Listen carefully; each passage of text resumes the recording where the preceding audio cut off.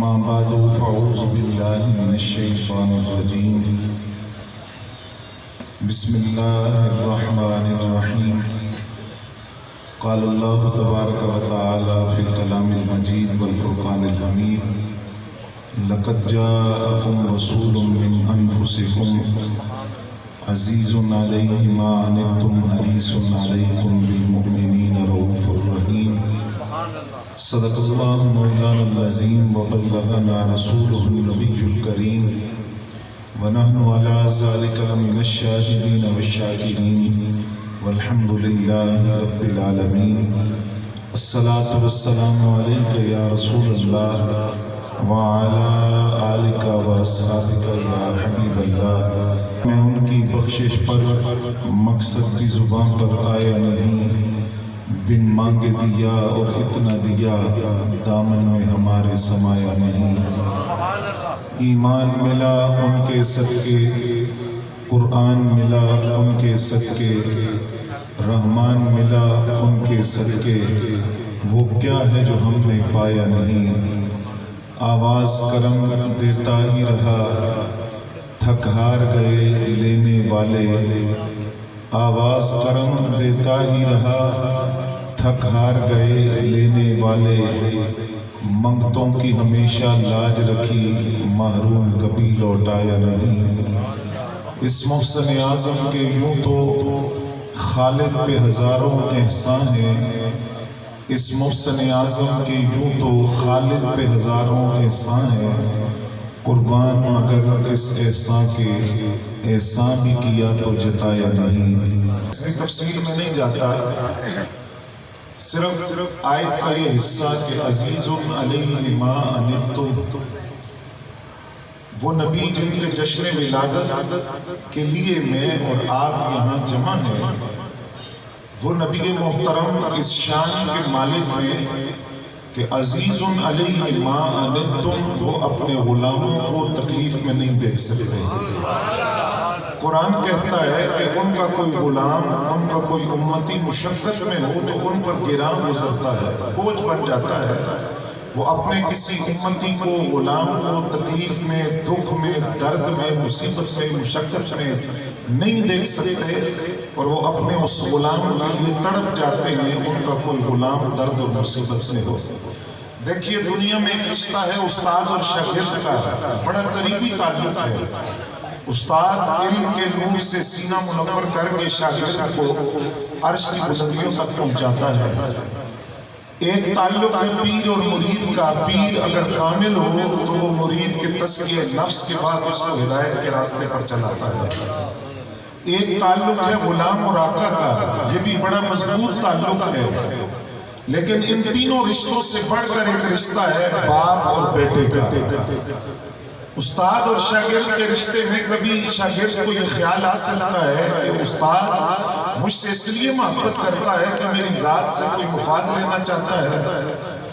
پیر اور مرید کے تعلق میں بھی یہ خیال آ سکتا ہے، اور یہی غلام اور آقا کے تعلق میں بھی خیال آ سکتا ہے کہ یہ محبت کیوں ہے۔ لیکن جو باپ اور بیٹے کا رشتہ ہے اس کے اندر کھوٹ نہیں ہوتی، خلوص ہی خلوص ہے، محبت ہی محبت ہے، پیار ہی پیار ہے۔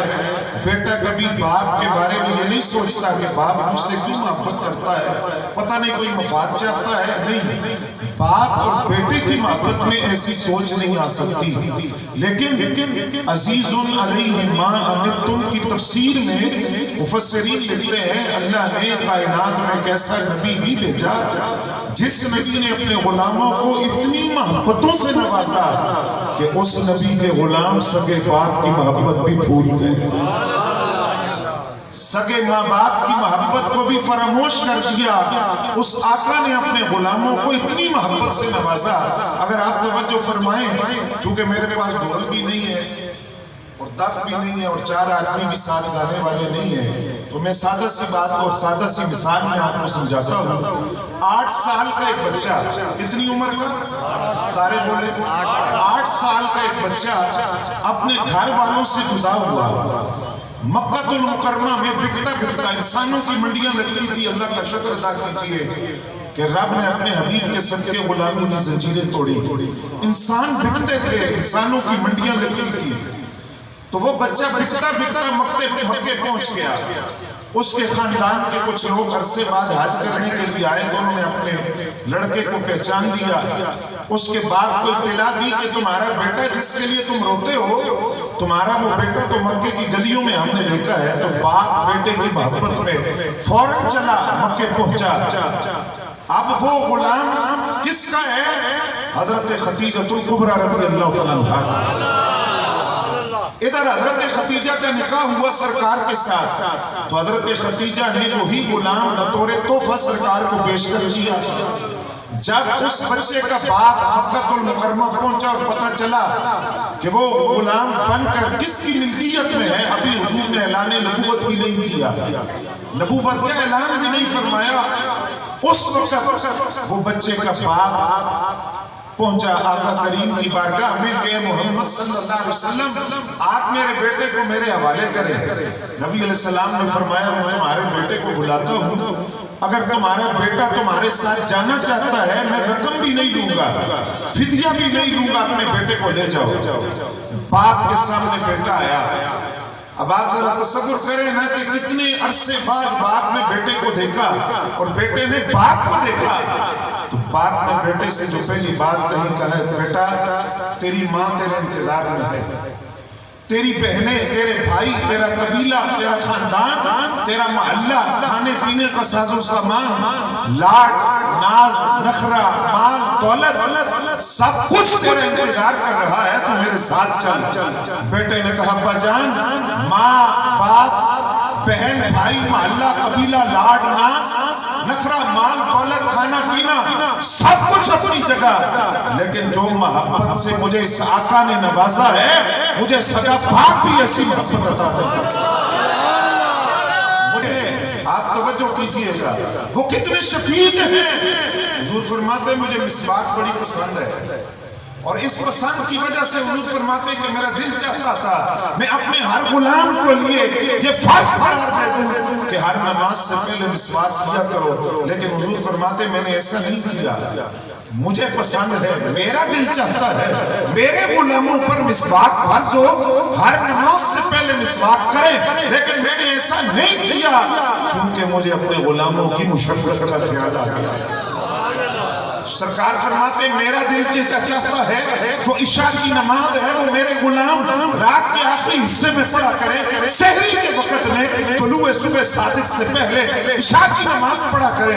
مجھے یہ بات پسند ہے اور میرا دل یہ چاہتا تھا میں غلاموں پر فرض قرار دے دوں کہ عشاء کی نماز رات کے آخری حصے میں پڑھا کرو، لیکن حضور فرماتے میں نے ایسا نہیں کیا. عرض کیا حضور کیوں؟ آپ کو پسند بھی ہے؟ فرمایا مجھے تو پسند ہے، میرے غلاموں کی نیند کا کیا ہوگا؟ میرے غلام مشقت میں پڑ جائیں گے. سرکار نے اعلان کیا حج فرض ہے. ایک سے آگے عرض کرتے ہیں حضور ہر سال فرض ہے، ان کی سماج کا مسئلہ تھا ہر سال فرض ہے. حضور خاموش ہو گئے. پھر سرکار نے فرمایا حج فرض ہے. انہوں نے پھر پوچھا حضور ہر سال فرض ہے. سرکار پھر خاموش. تیسری مرتبہ پھر پوچھا، چوتھی مرتبہ پھر پوچھا. پھر سرکار نے فرمایا سن تم ہو شریعت کے پابند اور شریعت ہے میری پابند. تم سارے ہو شریعت کے تابع اور شریعت ہے میرے تابع. میری زبان سے جو نکلتا ہے وہ شریعت مطہرہ بنتا ہے. میں نے کہا کہ حج فرض ہے، تم نے کہا کہ ہر سال فرض ہے. اگر ایک دفعہ زبان سے ہاں کہہ دیتا تو رب ہر سال حج فرض قرار دے دیتا. امت کی مشقت کا خیال آیا، ورنہ اگر ایک مرتبہ بھی ہاں کہہ دیتا تو رب ہر سال حج کو فرض قرار دے دیتا. قرآن کہتا ہے عزیز علیہ ما عنتم، وہ شان والا نبی جو اپنے غلاموں کو مشقت میں، تکلیف میں، درد میں، مصیبت میں، غم میں نہیں دیکھ سکتا. آپ توجہ کیجئے سرکار قرآن پڑھ رہے ہیں. کیا پڑھ رہے ہیں؟ سارے بولیں قرآن. اور جس کے سینے پر قرآن اترا ہو جب وہ خود قرآن پڑھتا ہوگا. قرآن مجید کی ایک آیت سرکار نے پڑھی کہ ابراہیم علیہ السلام رو رو کر اپنے غلاموں کے لیے دعائیں کیا کرتے تھے. توجہ ہے آپ کی؟ سبحان اللہ. عیسیٰ علیہ السلام اپنے غلاموں کے لیے رو رو کر دعائیں کیا کرتے تھے. سرکار نے جب ان دو دعاؤں کا ذکر پڑا، ابراہیم علیہ السلام اپنی قوم کے لیے، عیسیٰ علیہ السلام اپنی قوم کے لیے، تو حضور روئے، اتنا روئے سرکار، اتنا روئے کہ داڑھی میرے نبی کی آنسوؤں سے تر ہو گئی۔ اور اس رونے میں حضور کی زبان اقدس پر جو لفظ آئے وہ یہ تھے، رب امتی، یا اللہ میری امت کا کیا بنے گا؟ رب امتی، رب امتی، یا اللہ میری امت، کہ ابراہیم علیہ السلام اپنی امت کے لیے دعائیں کریں، عیسیٰ علیہ السلام اپنی امت کے لیے دعائیں مانگے، میری امت کا کیا بنے گا؟ ادھر رب نے فرمایا جبریل جلدی جا، میرے حبیب سے پوچھ کس چیز نے رلایا؟ رب کو تو اپنے حبیب کے آنسو بھی گوارا نہیں۔ آپ کیوں رو رہے ہیں؟ کس چیز نے رلایا ہے؟ پریشانی کیا ہے؟ غم کیا ہے؟ سرکار نے فرمایا جبریل میری امت کا کیا بنے گا؟ ابراہیم علیہ السلام اپنی امت کے لیے دعائیں مانگے، عیسیٰ علیہ السلام اپنی امت کے لیے دعائیں مانگے، میری امت کا کیا ہوگا؟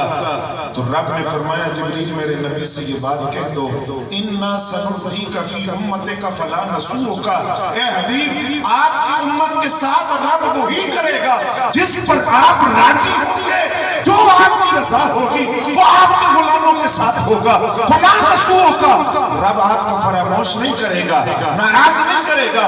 اتنی بات کر کے جبریل جانے لگے، رب نے فرمایا جبریل میری گل بھی سن کے جا، اِنَّا سَنُرْضِيكَ فِي أُمَّتِكَ، رب کا پیغام تو آ گیا، رب میری امت کے ساتھ وہ کرے گا جس پر میں راضی ہوں گا۔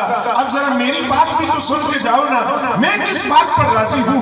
رب کی بارگاہ میں میری طرف سے عرض کرنا ہے، یا اللہ جب تو میری رضا چاہتا ہے تو میری رضا یہ ہے، میں اس وقت تک قیامت کے دن راضی نہیں ہوں گا جب تک میرے غلام کو بخشش کی سند دے کر جنت میں داخل نہیں کروں۔ تین دعائیں دی، کتنی؟ ویسے تو حضور ہر لمحہ امت کے لیے دعائیں کرتے تھے، لیکن فرمایا تین دعائیں خاص اللہ نے مجھے دی کہ ان تین دعاؤں میں حبیب آپ جو مانگیں گے وہ ملے گا، قطعی قبولیت ہے، جو آپ مانگیں گے وہ ملے گا، آپ مانگیں۔ صحابہ کہتے ہیں حضور آپ نے تینوں دعائیں مانگ لی؟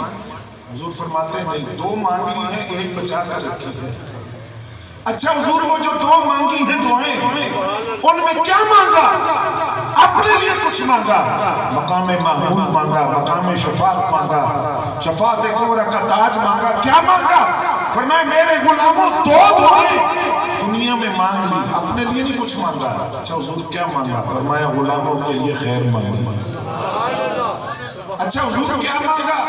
اب آپ سنیے، سرکار فرماتے ہیں دونوں دعاؤں میں نے ایک ہی چیز مانگی ہے، اللہم اغفر لامتی، یا اللہ میری امت کی بخشش فرما۔ دونوں دعاؤں میں ایک ہی چیز مانگی ہے۔ اچھا حضور جو تیسری دعا ہے اس تیسری دعا میں آپ کیا مانگیں گے؟ فرمایا اس تیسری دعا میں بھی ایک ہی چیز مانگا۔ سرکار کو کیا ہے؟ فرمایا اس تیسری دعا میں بھی اپنے غلاموں کی بخشش مانگا۔ اچھا حضور وہ کب مانگیں گے؟ فرمایا وہ میدان حشر کے لیے بچا کر رکھی ہے، جہاں ماں باپ اولاد کو اولاد، ماں باپ کو دوست یار کو کوئی کسی کو نہیں پہچانے گا، نفسی نفسی کا عالم ہوگا، ہر ایک کو اپنی پڑی ہوگی، وہاں سارے اکٹھے ہو کر جائیں گے آدم علیہ السلام کے پاس۔ آپ توجہ فرمائیے کہ میں نے سوال آپ سے کرنا ہی ہے، آدم علیہ السلام کے پاس آپ ہماری سفارش کر دیں، آپ ہماری شفاعت کر دیں، تو وہ جواب دیں گے اذهبوا الى غیری، یہ میرا منصب نہیں ہے، کسی اور کے پاس جاؤ۔ سارے اکٹھے ہو کر نوح علیہ السلام کے پاس، اچھا آپ ہماری شفاعت کریں، آپ سفارش کر دیں اللہ کے حضور ہو کر بارگاہ مصطفیٰ میں چلے جاؤ، شفاعت کے اختیار اللہ نے اپنے حبیب کو دیا۔ آپ سے ایک سوال کر سکتا ہوں، توجہ ہے آپ کی؟ جاگ رہے ہیں آپ؟ بولے ذرا سبحان اللہ۔ مجھے پتہ ہے شفاعت سرکار میں کرنی ہے، اور آپ کو بھی پتہ ہے شفاعت سارے بولے شفاعت کس نے کرنی ہے؟ جب میں بھی جانتا ہوں آپ بھی جانتے، تو پھر کل قیامت کے دن آدم علیہ السلام کے پاس ہم کیوں جائیں گے؟ نوح علیہ السلام کے پاس کیوں جائیں گے؟ پھر ہم ابراہیم علیہ السلام کے پاس کیوں جائیں گے؟ جب ہم جانتے ہیں کہ شفاعت سرکار نے کرنی ہے تو ڈائریکٹ سرکار کے پاس کیوں نہیں؟ سارے نبیوں کے پاس جانے کی ضرورت کیا ہے جب جانتے ہیں کہ شفاعت سرکار نے کرنی ہے؟ حضرات ذرا وجہ سنیے دل تھام کے اور اپنی قسمت پہ ناز کیجئے کہ رب نے ہمیں کس نبی کا غلام بنایا ہے۔ ہم یہ بات جانتے ہیں کہ شفاعت سرکار نے کرنی ہے تو قیامت کے دن سارے نبیوں کے پاس جانے کی ضرورت کیا ہے؟ محدثین کہتے ہیں قیامت کے دن خدا ہمیں یہ بات بھلا دے گا کہ شفاعت کس نے کرنی ہے، ہمیں نہیں یاد رہے گا، ہمیں یاد نہیں رہے گا، خدا بھلا دے گا۔ کیوں بھلائے گا خدا؟ خدا یہ چاہتا ہے قیامت کے دن یہ سارے نبیوں کے پاس جائیں اور سارے کہیں کہ شفاعت کرنا میرا اختیار نہیں ہے، یہ آمینہ کے لال کا اختیار ہے۔ میدان حشر میں لوگوں کو پتہ چلے جو مقام کسی نبی اور رسول کو نہیں ملا وہ صرف آمینہ کے لال کو خدا نے عطا اس سے مستقبل ہوا جس نے یہ کہا مجھے حضور کی شفاعت کی ضرورت نہیں، وہ پکا جنتی ہے، چاہے لاکھ نمازیں پڑھی ہوں، لاکھ روزے رکھے ہوں، زکوٰۃ دیتا ہو، حج دیتا ہو، کچھ بھی کیا ہو، اعمال کا ڈھیر ہو، وہ جہنم میں گیا جو ان سے مستغنی ہوا۔ کیوں ہے خلیل اللہ کو حاجت رسول اللہ کی؟ خود ابراہیم علیہ السلام کی شفاعت کے لیے حضور کے محتاج ہوں گے، اور بریلی کے تاجدار کہتے ہیں عرش حق ہے مسند رفعت رسول اللہ کی، دیکھنی ہے حشر میں عزت رسول اللہ کی، لا رب العرش جو کچھ ملا ان سے ملا، بٹتی ہے کونین میں نعمت رسول اللہ۔ تیری شفاعت کریں گے تو حضور نے فرمایا کیوں نہیں، میں تمہاری شفاعت کروں گا۔ توجہ ہے سبحان اللہ۔ اگلا سوال سنیے حضرت انس بن مالک، انہوں نے اگلا سوال پوچھا حضور شفاعت تو آپ کریں گے، میں تو انہوں لبوں گا کتھے؟ حشر میں تو رش ہوگا نا، 70 امتیں ہوں گی اور ہر ایک کو اپنی جان کے لالے پڑے ہوں گے، تو حضور میں آپ کو ڈھونڈوں گا کہاں تلاش کروں؟ حضور نے یہ نہیں فرمایا تلاش کر لینا مل گیا تو سفارش کر دوں گا، نہیں، حضور نے فرمایا 3 مقام ہیں، ان 3 مقامات پر مجھے تلاش کرنا، ان 3 مقامات کے علاوہ چوتھی کوئی جگہ نہیں جہاں میں چاہوں گا۔ پہلی جگہ فرمایا پل صراط پہ آنا، میں وہاں موجود ہوں گا۔ سبحان اللہ، سبحان اللہ۔ دوسرا مقام فرمایا میزان پہ آنا، تیسرا مقام فرمایا حوض کوثر پہ آنا۔ اب پہلا مقام ہے پل صراط، بال سے زیادہ بولو، بال سے زیادہ، تلوار کی دھار سے زیادہ تیز۔ میرا اور آپ کا ذہن یہ کہتا ہے اگر تھوڑا سا لڑکھڑا کے بیلنس خراب ہو گیا تو نیچے دہشت کی آگ ہے، آگ میں گر جائیں گے، پل صراط بڑا محتاط ہو کر گزرنا پڑے گا۔ لیکن یہ میری اور آپ کی سوچ ہے، بریلی کے تاجدار تو کوئی اور بات کرتے ہیں، وہ کہتے ہیں رضا تمہاری تو یہ سوچ ہے نا کہ پل صراط سے محتاط ہو کے گزرنا، اعلیٰ حضرت کہتے ہیں رضا پل سے اب بجت کرتے گزریں گے، اعلیٰ حضرت کہتے ہیں جھومتے ہوئے گزرو۔ کیوں؟ فرمایا تم دیکھتے نہیں سرکار خود موجود ہے پل صراط پر، خود موجود ہے۔ اچھا خود موجود ہے تو سرکار وہاں کیا کریں گے؟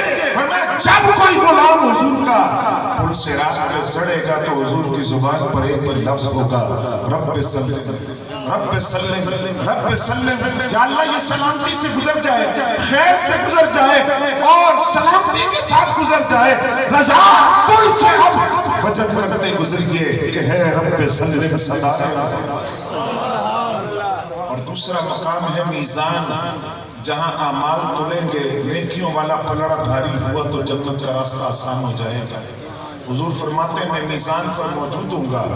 اچھا حضور میزان پر کیا کریں گے؟ فرمایا میرے کسی امتی کا نیکیوں والا پلڑا ہلکا رہ گیا تو جو دنیا میں استغفار کرتا رہا، مجھے تو استغفار کی ضرورت نہیں، استغفار تو ہوتا ہے گناہوں کی معافی کے لیے، اور نبی تو معصوم من الخطا ہوتا ہے، نبی سے گناہ ہو ہی نہیں سکتا۔ تو حضور جو استغفار کرتے رہے وہ استغفار کس لیے تھا؟ فرمایا وہ میں اپنے لیے نہیں اپنے غلاموں کے لیے کرتا تھا۔ کل جب میزان میں نیکیاں تولی جائیں گی، پلڑا ہلکا رہ گیا کسی غلام کا، تو حضور فرماتے میں اپنا استغفار اپنے غلام کے نیکیوں والے پلڑے پر تیسرا مقام ہے حوض کوثر. کیا نام ہے؟ پینا ہے کہ نہیں؟ سبحان اللہ ارادہ ہے یا نہیں؟ سبحان سرکار کی غلامی کا صدقہ انشاءاللہ پیئیں گے. اور ہم تو ضروری پیئیں گے کہ ہم نہ شکرے نہیں ہیں، نہ شکرے. یہ ہم اللہ کے حضور اظہار تشکر کے لیے بیٹھے ہیں کہ اللہ نے اتنی بڑی نعمتیں عظمیٰ اپنے نبی کی صورت میں ہمیں عطا کی اور ہمیں ان کا غلام بنا. اچھا جب حوض کوثر پینا ہے تو حوض کوثر ہے کیا؟ دودھ سے زیادہ سفید، شہد سے زیادہ میٹھا، برف سے زیادہ ٹھنڈا، کستوری سے زیادہ خوشبودار. یہ ہم نے پینا ہے. سبحان اللہ سبحان اللہ. ہم نے اب ذہن میں سوال آتا ہے رش بڑا ہوگا تو پتہ نہیں کسی کو ملے گا کسی کو نہیں ملے گا. فرمایا نہیں، ایسا نہیں. یہ کسی دنیا دار کی دعوت نہیں کہ کسی کو مل جائے اور کسی کو نہ مل جائے. حضور فرماتے ہیں میں خود حوض کوثر پر موجود ہوں گا، میں خود موجود ہوں گا. اچھا وہ برتن کتنے ہوں گے جن سے کوثر کے جام پلائے جائیں گے؟ حضور فرماتے ہیں آسمان پر ستاروں کی اتنی تعداد نہیں جتنے کوثر کے جام پلانے کے لیے برتن موجود ہوں. اچھا پھر پلائے گا کون؟ کون پلائے گا؟ فرمایا میں خود پلاؤں گا. اور یہاں عقیدہ بھی پتہ چلا. فرمایا میں خود پلاؤں گا اور میں اکیلا نہیں ہوں گا، میرے چاروں یار میرے ساتھ. آنکھیں بند ہیں، پھیلی ہیں جھولیاں، کتنے مزے کی بھیک تیرے پاک در کی ہے. وما علینا الا